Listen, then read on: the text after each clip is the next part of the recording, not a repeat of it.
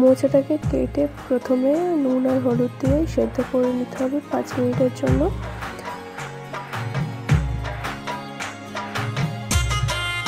তারপরে কড়াইতে পেঁয়াজ, তেজপাতা আর দিয়ে দিতে হবে আস্ত জিরে,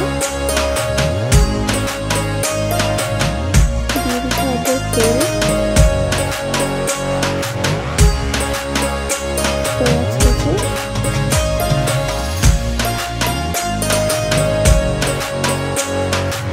আদা রসুন বাটা,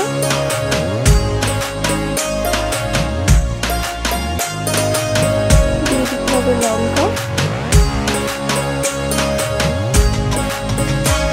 সাথে আদা রসুনটাকে ভালোভাবে তেলের উপরে ভেজে নিতে হবে।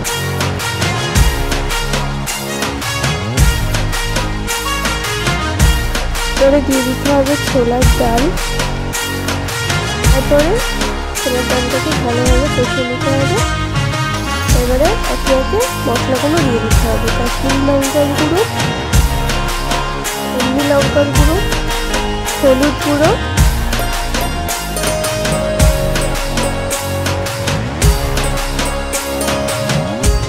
পরিমাণ মতো নুন, ভালোভাবে নেড়ে চেড়ে তারপরে অল্প একটু চিনি দিয়ে দিতে হবে।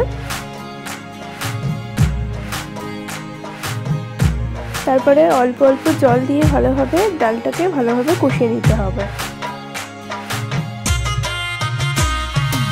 তারপরে ভালোভাবে কষিয়ে নিয়ে সেদ্ধ করা মোচাটাকে দিয়ে দিতে হবে।